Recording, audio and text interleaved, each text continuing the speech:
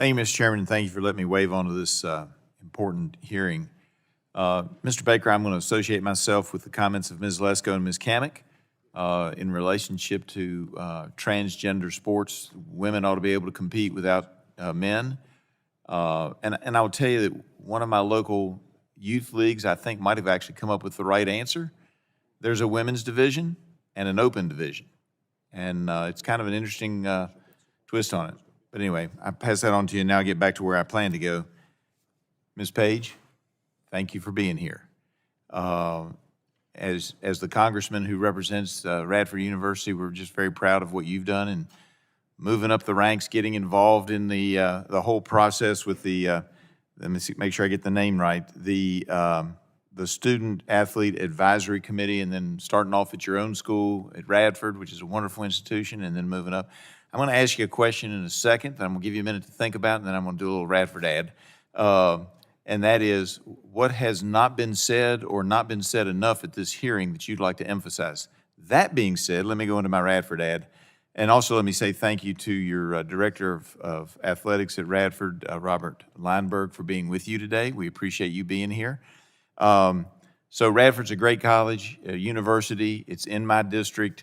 I have a lot of great facilities and universities in my district, but I've always held a little bit of a special place for Radford because I spent a lot of summers there when I was a kid because my single parent mother was getting her master's degree in elementary counseling or elementary guidance, and she didn't have any place for my sister and I, so we hung out at the library or would walk uptown to the Ben Franklin. The Ben Franklin's gone, the library's still there. But I remember those summers with great warmth, and it's a great institution in the mountains of Virginia, not far from the Blue Ridge Parkway and not far from the Appalachian Trail. So anybody who has an interest in that, welcome. So back to you, Ms. Page. One, I would ask you, has your experience been as great as I hope and think most students have at Radford? It absolutely has been. That's what I gathered from your actions. Is there anything, now back to that original question, is there anything that you think that we should have focused on more, or anything that you'd like to add that either wasn't said yet or wasn't said enough? Thank you. And thank you for your dedication to Radford University. We really appreciate it. I think one thing that I really want to touch on is just going back to the core values of collegiate athletics, the education and the integrity of what we're doing. I think Ms. Toll did a really good job of talking about how young women and young men and young boys, they look up to collegiate athletics.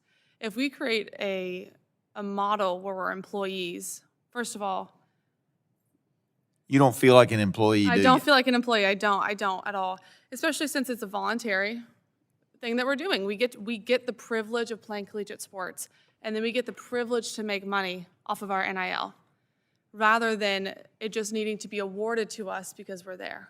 I completely agree with the hard work that collegiate athletes do. I do it myself.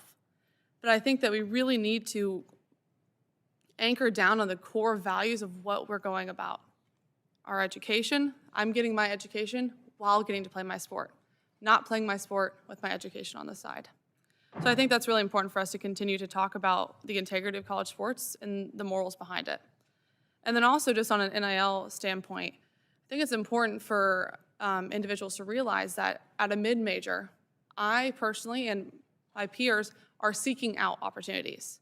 We're not necessarily being sought out for opportunities. So when you're seeking out for an opportunity, it's ultimately so much easier to be taken advantage of.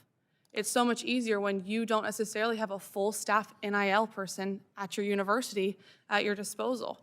Compliance, they work incredibly hard for collegiate athletics, but they can only do so much while managing the rest of an institution. So I think it's really important to realize that mid-majors, not saying that it doesn't happen at the Power 5, not saying it doesn't happen at that level, but at the mid-major, we have to realize that the seeking out provides vulnerability from a collegiate athlete experience. So I think that's really important for us to remember, that we have to protect those student athletes within their exposure as well.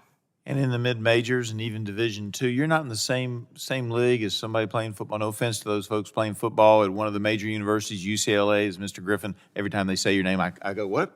Or even a national champion in a sport that's followed heavily on the Olympics whenever the Olympics come up. It's a different world, is it not? Absolutely. It's a completely different world. Yeah. I thank you very much and appreciate you, and you've done a great job here today representing your university. I yield back.